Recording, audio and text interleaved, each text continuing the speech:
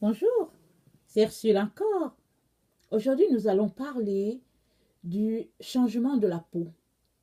Alors, c'est un sujet assez délicat, mais avec le Seigneur, il n'y a pas de sujet qu'il ne peut pas aborder, n'est-ce pas? Donc voilà. Alors, j'aimerais introduire en disant que, au fait, quand on parle de changement de la peau, c'est pour dire que, oui, un jour on t'a vu, peut-être que tu étais de couleur assez blanche et après on te voit assez bronzé, ou bien on t'a vu, ta peau est de couleur assez brune, hein, vraiment brune brune, le brun là qui t'a un peu bien foncé, et après on se rend compte que non, tu es devenu assez pâle, un peu comme une mulâtre. Et donc c'est de ce changement de la peau là que je viens parler ici. Alors, dans certains pays, on dit que la personne fait le maquillage. Quand on dit qu'elle fait le maquillage, on est en train de dire qu'au fait, c'est une femme qui a une peau sur elle qui, à l'origine, n'est pas la peau que Dieu lui a donnée. On peut encore dire, dans certains endroits, on dit que non, elle frotte. Ou bien il frotte. Et, donc voilà, ça c'est avec les personnes de race noire. Avec les personnes de race blanche, on parle de bronzage. Donc les personnes vont, ils vont se mettre au soleil après avoir mis une crème sur eux. Et à force de le faire pendant un certain temps, bon, ils ont une peau assez basanée. Bon, voilà. Ou bien aussi, il y a possibilité qu'ils le fassent aussi dans certains salons adaptés pour cela. Alors, les techniciens, ceux qui travaillent pour ça, ont une façon d'ajuster les rayons UV afin que ça ne soit pas trop, que ça ne soit pas dommageable pour la personne. Et ils disent que bon, pour que, hein, ils disent que ça ne soit pas dommageable, mais bon, on va mettre ça entre guillemets. Et puis aussi, c'est aussi le même principe avec les femmes de couleur noire. Alors, elles mettent des produits sur leur corps et ces produits-là ont la propriété d'enlever un peu la couleur brune qui est là, et pour la rendre un peu plus claire. Et aussi, il paraît aussi qu'on peut aussi faire des injections là-dedans. Et ça peut aussi agir. Et peut-être même, il paraît même qu'aujourd'hui, même il y a des endroits spécialisés pour ça où on paye des sommes pour avoir la peau rêvée. Et donc, c'est ça. Et voilà un peu à quoi notre siècle se retrouve ces derniers temps. Et au fait, par le passé, c'était les femmes qui s'adonnaient beaucoup à cela parce que pour elles, c'était signe de beauté. Mais aujourd'hui, ce n'est pas juste les femmes, il y a aussi les hommes qui sont là-dedans, dont la beauté, elle est partout. Et, les hommes et les femmes, et puis bon, tout le monde, les races, les différentes races. Et puis, il paraît que chez les femmes asiatiques, c'est souvent au niveau des yeux bridés. Alors, j'ai suivi un reportage où il y en a plusieurs qui travaillent et puis qui mettent de l'argent de côté pour aller un jour faire cette opération-là où on va essayer d'enlever le côté un peu ridé, ce qui fait vraiment qu'on a, on est chinoise ou bien japonaise, on met de l'argent de côté, des sommes phénoménales pour pouvoir enlever ce côté-là qui va peut-être nous marquer. Et puis ce qui fait que le signe de la beauté, par exemple en Asie, pardon, c'est par exemple de ne pas avoir les yeux bridés. Et donc voilà, donc ça c'est à ça que l'homme s'adonne aujourd'hui. Mais qu'est-ce que notre Dieu pense de cela? Qu'est-ce qu'il pense de tout ça, de toutes ces techniques-là qu'on est allé inventer, chercher, et puis qu'on s'applique, hein, on passe des heures entières là-dessus. Alors, donc voilà, Jérémie 13, 23 dit, un Éthiopien peut-il changer sa peau et un léopard ses taches? Donc voilà, je vais encore relire. Un Éthiopien peut-il changer sa peau et un léopard ses taches? Donc ça, c'est Jérémie 13, 23 qui le dit. Oui, maintenant, on peut dire que oui, cette partie-là s'applique juste aux personnes de peau noire, parce qu'on parle d'Éthiopiens. Mais au fait, le principe ici, c'est de faire ressortir le fait que Dieu, tel qu'il t'a créé, il dit, est-ce que tu peux changer cela? Est-ce que, au fait, tu es capable de venir mettre une touche sur ce que Dieu a fait? Parce qu'une fois que Dieu a fait la chose, il a dit, c'est bon, et il a dit, il en soit ainsi, qu'il en soit ainsi. Alors, ce que Dieu a fait, c'est parfait. Il n'y a personne qui peut venir dire que l'œuvre de Dieu est imparfaite. Quand bien même les gens nous font croire que nous sommes sortis des singes et puis bon, c'est le poisson qui a muté, qui est devenu ceci, qui est devenu cela, on finit toujours par se rendre compte à un moment donné que vraiment, on est trop beau pour croire à des théories qui n'ont pas de sens. Et que certainement, on doit venir de quelqu'un de très intelligent. Ça doit être quelqu'un qui est vraiment intelligent, qui nous a façonné, qui nous a fait ainsi. Surtout quand dans le domaine de la science, on découvre tout ce qu'on peut vraiment faire avec l'ADN de quelqu'un et puis que vraiment la science n'a même pas encore touché, je pense, en tout cas, je ne sais pas si c'est hein, si c'est le cinquième ou bien de tout ce qu'ils peuvent découvrir avec l'ADN d'une personne. Ils se disent, waouh, c'est trop extraordinaire pour que ce soit bon, un truc de l'évolution, quelque chose qui est tombé de quelque part. Moi, j'ai suivi un documentaire où il disait que non, la personne derrière tout ça est une personne vraiment très, très intelligente. Et il n'y a que notre Dieu qui peut être vraiment si intelligent, si brillant. Parce qu'au fait, il est la sagesse, il est l'intelligence, c'est lui le créateur de l'univers. Donc voilà. Maintenant, revenons à ce que nous venons de lire, Jérémie 13, 23. Un Éthiopien peut-il changer sa peau et un léopard ses taches? Dieu est clairement en train de dire ici que tu ne peux rien faire à ce que lui il a fait. Quand il a mis la touche finale, c'est fini. Tout ce que tu peux faire, c'est tromper les autres et te tromper toi-même. Alors, qu'est-ce qui arrive? Quand, par exemple, tu prends des produits pour enlever, par exemple, la peau brune que Dieu t'a donnée, afin de la remplacer avec une peau qui est beaucoup plus claire, au fait, tu es en train de te tromper toi-même. Parce que quand tu te regardes devant le miroir, tu as l'impression qu'au fait, tu es cette personne brune-là, alors qu'en réalité, tu n'es pas la personne brune qui est là. Toi, tu es cette personne-là avec le teint assez brun que Dieu a créé et qui, au fait, ne se connaît plus, ne se reconnaît plus. Au fait, tu es devant un masque vraiment de toi. Et au fait, ce n'est pas toi qui es là. Quand tu regardes dans le miroir, ce n'est pas toi. Parce que toi, en réalité, tu es tel que Dieu t'a créé. Et puis, c'est important que tu retournes à ton enfance, que tu prennes tes photos de quand tu étais enfant, que tu regardes. Et là, tu peux te voir tel que tu es.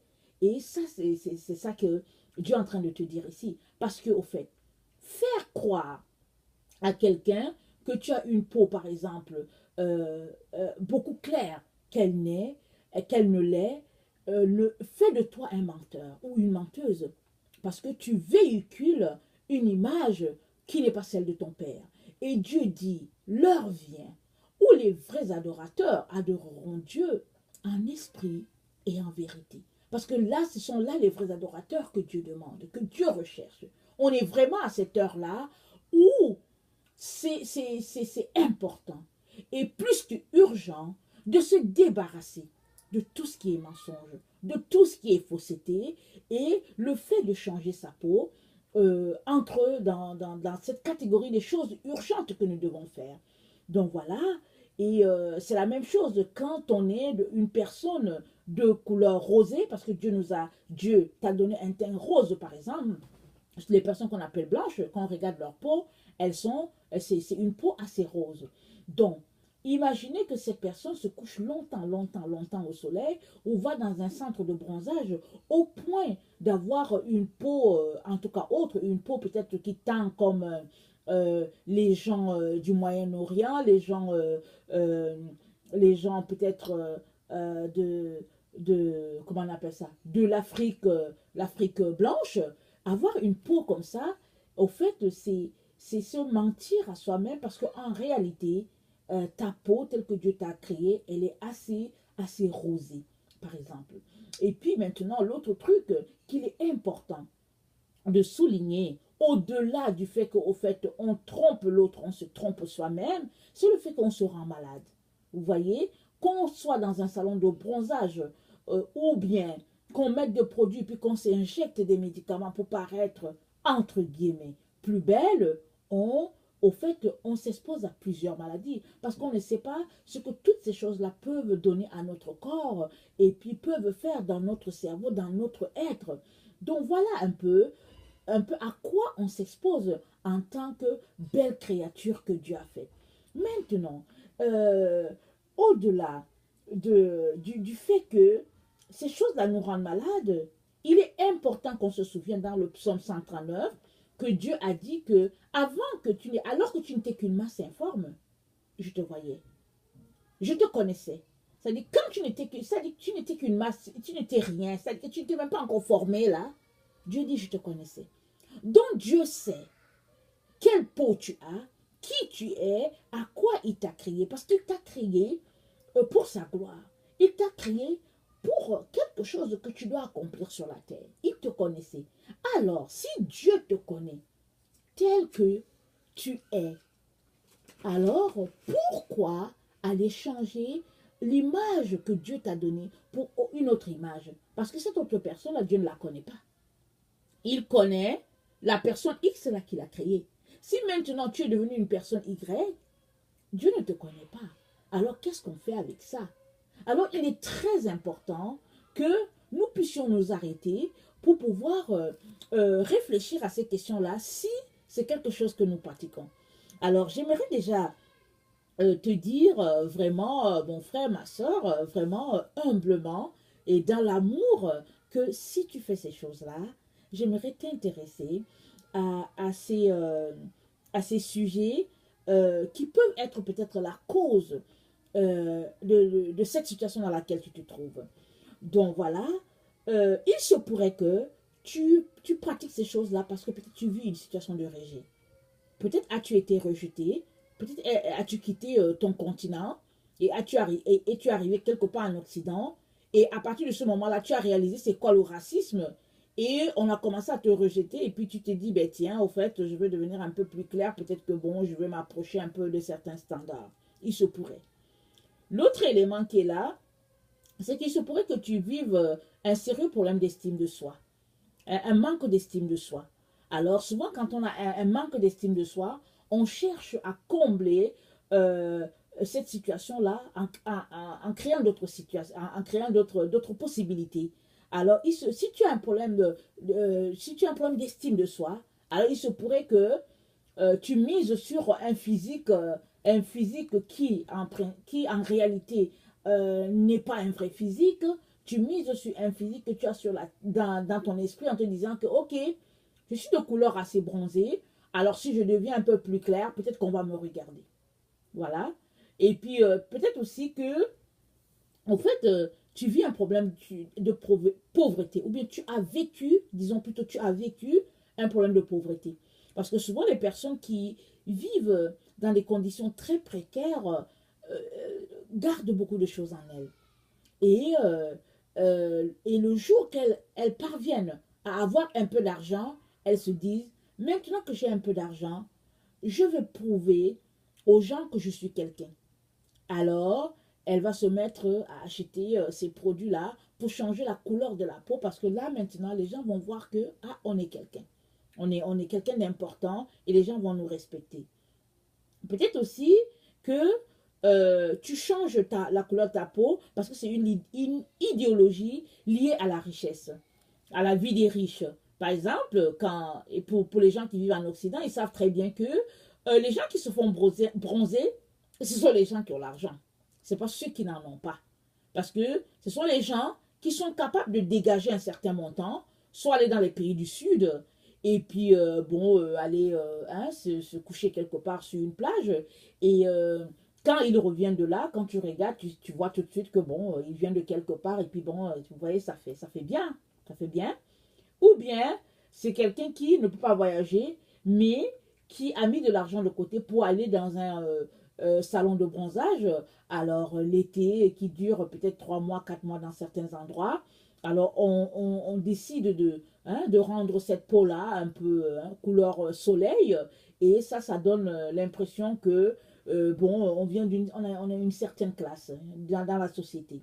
Donc c'est ça. Et puis pour les familles, les peuples de race noire, souvent, je reviens encore au problème de pauvreté. Quand on a vécu trop de pauvreté, et qu'on arrive à avoir un peu d'argent, à dégager une certaine situation matérielle, tout de suite, on pense à certaines choses comme par exemple peut-être aller changer sa peau. Je dis certains noirs, certaines personnes de race noire, s'il vous plaît, parce qu'au fait, c'est pas tout le monde qui fait ça. Alors, il se pourrait que ce soit ce problème-là que tu vis, et puis tu te dises que, bon, au fait, je vais pouvoir régler ma souffrance de cette façon-là. Au fait, je vais me faire du bien.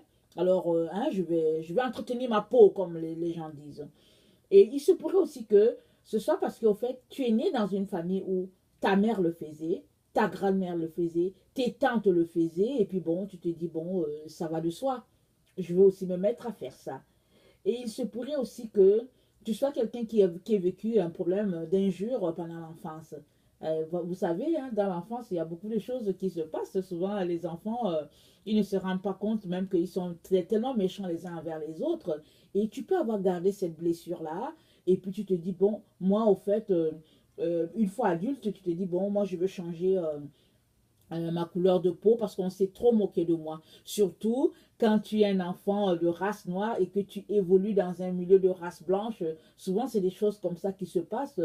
Et bon, tu peux être marqué. Et donc voilà. Et puis l'autre élément qui peut aussi être là, c'est que au fait, tu as vécu des problèmes de jalousie de tes amis. Il y a des amis pendant l'enfance, pendant l'adolescence, qui sont tellement jaloux de leurs camarades qui passent le temps à insulter leurs camarades. Tes camarades vont t'insulter, ils t'insultent correctement. Au fait, dans le fond, ils sont jaloux de toi, mais ils ne te le font pas savoir. Mais ils le manifestent sous forme d'injure et de jalousie. Et toi, tu grandis en te disant dans la tête que, au fait, tu n'es pas belle, et puis que tu as une vilaine peau. Et une fois que tu as les moyens, tu dis, bon, moi, je vais régler ce problème de peau-là une bonne fois pour toutes. Je ne veux plus entendre mon enfance crier dans mes oreilles, dans ma conscience.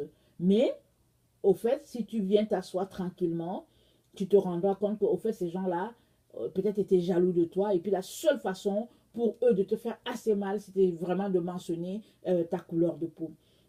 Alors, l'autre problème aussi qui peut être là, c'est que euh, on voit en l'autre quelque chose que au fait on aimerait avoir. Par exemple, les personnes de race noire, elles peuvent regarder, elles peuvent dire, oh, moi j'aurais aimé être blanche. Ou bien les personnes de la race blanche vont dire, oh, j'aurais vraiment aimé être noire. Ou bien les deux vont se dire, je pense que j'aurais aimé être mulâtre. Pas trop bronzée, pas trop blanche, et puis entre les deux. Donc voilà. Alors, ça, c'est ces choses-là que j'ai énumérées, ces différents éléments qui peuvent peut-être te donner une piste de réflexion. Parce qu'il est très important, quand on vit un problème comme ça, il est très important de chercher la racine, d'aller à la racine pour pouvoir traiter ce problème-là. Parce que le problème du changement de la peau vient vraiment d'une racine profonde de détresse. Parce qu'une personne, vraiment, que Dieu a créée, qui se met à faire ça, vraiment, elle a dû vivre certaines choses.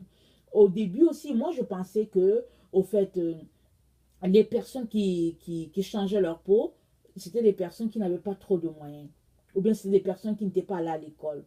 Parce qu'au fait, quand j'ai grandi en Afrique, et les personnes que je voyais qui faisaient ça, c'était des personnes, peut-être des femmes de mœurs assez légères. Et souvent, elles faisaient ça parce qu'elles cherchaient de l'argent pour nourrir les enfants. Moi, dans ma tête, c'est resté. Et j'avais aussi l'impression que les femmes qui faisaient ça étaient des femmes qui n'avaient pas étudié.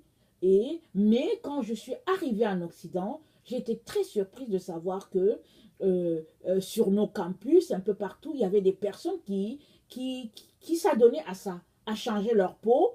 Et bon, moi, j'étais un peu étonnée qu'on pouvait faire ça, étant adulte et puis étant intellectuelle.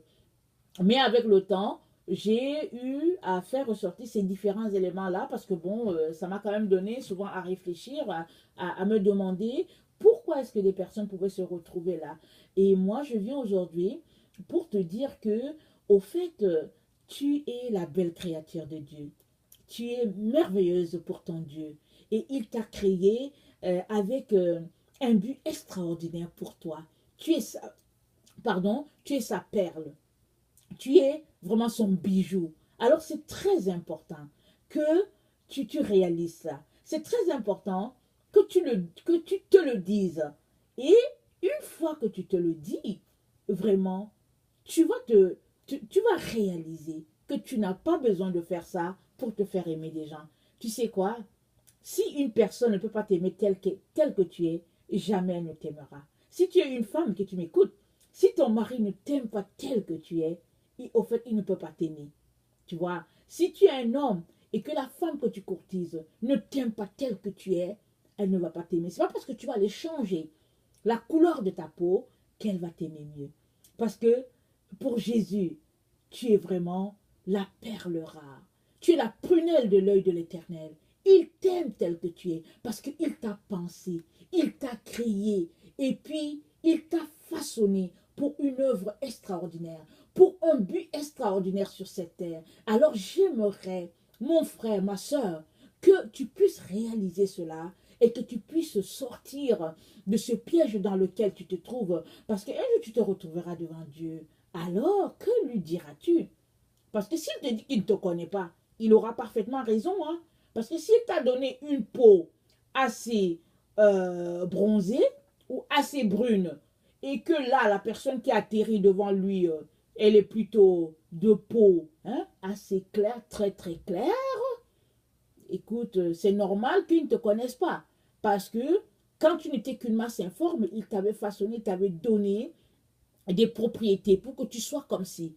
Et aujourd'hui, devant lui, il a une autre personne. Donc, ne sois pas étonné. Si un jour il dit qu'il ne te connaît pas, qu'il te dise, retire-toi de moi, toi qui commets l'iniquité. Et pendant que tu es encore là, pendant que tu es encore vivant, moi j'aimerais t'encourager à sortir de là. Et j'aimerais lire avec toi le Ésaïe 45, le verset 9 à 12. Ça dit ceci. Malheur à qui conteste avec son Créateur. Vase parmi des vases de terre, l'argile dit-elle à celui qui la façonne, que fais-tu?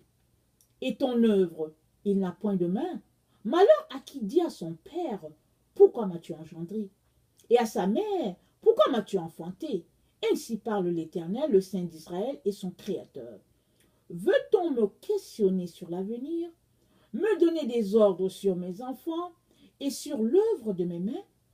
C'est moi qui ai fait la terre et qui sur elle ai créé l'homme. C'est moi, ce sont mes mains qui ont déployé les cieux et c'est moi qui ai disposé toute leur armée. Donc voilà, malheur à celui qui conteste contre son Créateur. C'est ça que ça dit. Mon frère, ma soeur, il faut sortir de là. Il faut sortir, ne reste pas dans ça. Parce qu'au fait, tu vas te retrouver dans une situation fâcheuse pour rien. Et ne te dis pas que tu as le temps. Parce que l'avenir ne t'appartient pas. Tu ne sais pas ce qui va t'arriver demain. Aujourd'hui, c'est dit, si vous entendez sa voix, n'endurcissez pas vos cœurs. N'endurcis pas ton cœur. Et je sais, j'aurais appris que pour toutes les personnes qui se mettent à mettre ces produits-là, il paraît que arrêter, ça peut causer d'autres choses, paraît-il. Alors moi, je veux t'encourager, au lieu de continuer dedans, je t'encourage à sortir de là et à prier pour que le Seigneur t'aide. Et puis, si après, peut-être ta peau n'est plus telle que Dieu te l'avait donnée, écoute, continue de prier, Dieu est capable de restaurer. Mais ne reste pas là-dedans en te disant que bon, au fait, les gens me connaissaient de couleur claire, et puis bon, maintenant, s'ils me voient noir, qu'est-ce qui va arriver? Qu'est-ce qu'ils vont penser de moi? C'est mieux, mon frère, ma soeur, c'est mieux que tu aies honte maintenant, pendant que tu es sur la terre, que d'avoir honte le jour que tu seras devant ton Créateur. N'est-ce pas? Donc, j'aimerais aussi qu'on lise le proverbe 31, le verset 30 à 31. Pourquoi est-ce que c'est important qu'on lise cela? Parce qu'au fait, très souvent, les gens qui font ces choses-là mettent ça dans le compte de la beauté. Ils disent que bon, voilà, je vais être belle, et alors on va se faire bronzer, et alors on change la couleur de sa peau en prenant des produits, et parce qu'on se dit que bon, c'est ça le critère de la beauté. Mais pour Dieu, c'est quoi le critère de la beauté? On va lire ce que Dieu dit dans le Proverbe 31. Alors, moi je vais lire au verset 30 et 31, ça dit ceci. La grâce est trompeuse et la beauté est vaine. La femme qui craint l'Éternel est celle qui sera louée. Récompensez-la du fruit de son travail et qu'au porte ses œuvres la louent. Ah, alléluia. Aux portes éternelles, tes œuvres vont te louer, ma soeur, mon frère. Ce sont tes œuvres qui vont te louer. Alors, à cause de cela, je t'encourage à prendre l'argent là que tu gaspilles pour mettre dans un type de beauté qui, au fait, devant Dieu, ça ne l'est pas. Prendre cet argent-là pour investir dans la vie de quelqu'un d'autre. Prendre cet argent-là, aider les pauvres. Prendre cet argent-là, aider peut-être un enfant à acheter son matériel d'école. Parce qu'au fait, en faisant cela, tu touches le cœur de ton Père. Et aux portes éternelles, tes œuvres vont te louer. Donc voilà, j'aimerais t'encourager parce que la Bible dit que la grâce est trompeuse et la beauté est vaine. Parce que tout ce que tu fais là, Salomon a dit, vanité de vanité, tout est vanité. Et pour t'encourager plus, lisons le psaume 45 du verset 11 au verset 12. Ça dit ceci. Écoute ma fille. On va aussi dire, on va mettre entre parenthèses, écoute mon fils, ok? Écoute ma fille, vois et prête l'oreille. Oublie ton peuple et la maison de ton père. Le roi porte ses désirs sur ta beauté, puisqu'il est ton Seigneur. Rends-lui tes hommages. Le roi, l'Éternel des armées, porte ses désirs sur ta beauté. Ah, ma soeur, Dieu porte ses désirs sur ta beauté, tel qu'il t'a créé. Il porte ses désirs vers toi. Oh, quel verset! Moi, j'aime beaucoup lire ce verset-là parce que, Dieu porte ses désirs vers ma beauté. Il m'a fait belle à sa manière. Alors, il languit après toi, ma soeur. Puisque le roi qui t'a créé languit après toi, laisse donc aller. Laisse aller cette beauté vaine-là que l'ennemi te fait croire que c'est de la beauté. Au fait, qu'est-ce qu'il fait? Il vient cacher la gloire de l'Éternel en toi. Dieu t'a créé belle, mais Satan te fait croire qu'au fait, il t'a créé laide et il t'envoie un semblant de beauté et toi tu viens ternir toute la gloire de Dieu. Et Dieu ne voit plus son œuvre en toi. Alors moi, j'aimerais t'encourager vraiment à sortir de ces choses-là. Je sais que ce n'est pas facile de prendre des décisions, surtout quand on a marché dans ça pendant longtemps. Mais écoute, viens prier, prends un temps de jeûne, n'aie pas honte, appelle un frère, appelle une soeur, mets-toi à prier avec la personne. C'est mieux que les gens voient sur tes mains, sur tes pieds des taches noires et que, bon, écoute, c'est le témoin de ta vie, que de te garder d'une couleur que Dieu ne t'a pas donnée et puis plus tard être rejeté par lui parce qu'il ne te connaît pas. Donc voilà, alors écoutez, vous le savez tous que Jésus est à la porte, ce n'est pas un secret pour nous, n'est-ce pas? Alors j'aimerais vraiment nous encourager à mettre nos vies en règle avec le Seigneur. Au fait, le changement de la peau, ce qu'on appelle le décapage de la peau ou bien le bronzage parce qu'on veut montrer aux gens qu'on a de l'argent et puis l'excès de toutes ces choses-là, ça fait partie des péchés qui ne sont plus les péchés aujourd'hui, entre guillemets. C'est-à-dire il y a des choses que la société a acceptées parce que, bon, ça fait partie de l'industrie de la mode et on a l'impression que ce ne sont plus des péchés. Mais devant Dieu, ce sont des péchés. Puisque nous sommes ses enfants, vraiment, laissons ces œuvres-là de la chair et puis recherchons les œuvres de l'esprit. Parce qu'au fait, l'amour du monde, c'est inimitié contre Dieu. Alors, si nous aimons Dieu, alors vraiment, la seule façon de lui prouver notre amour, c'est vraiment d'obéir à ses commandements. Et ses commandements ne sont pas durs. Pour ceux-là qui l'aiment, c'est pas dur. Donc voilà, j'aimerais nous encourager à ça. Mais toi maintenant, si tu ne connais pas le Seigneur, j'aimerais te dire qu'il n'est pas trop tard. Jésus n'est pas venu sur la terre seulement pour les chrétiens. Jésus est mort pour tout le monde. Il est mort pour tout le monde. Et quiconque l'accepte, c'est celui-là qui sera sauvé. Quiconque croit que Jésus est mort pour lui, celui-là sera sauvé. Que tu sois bouddhiste, que tu sois musulman, que tu sois d'une religion dite païenne, que tu adores les ancêtres, ça c'est pas grave. Ce qui est important, c'est que tu viennes à Jésus, que tu t'humilies devant lui, que tu lui dises Seigneur, je reconnais que tu es mon Seigneur et puis je veux vraiment que, je reconnais que tu es mon Sauveur, pardon, et je veux que tu sois mon Seigneur. Viens m'aider, ouvre mes yeux et je veux faire partie vraiment de ce royaume-là, ce royaume éternel. Donc voilà, je t'encourage vraiment à venir devant ton Dieu. Merci.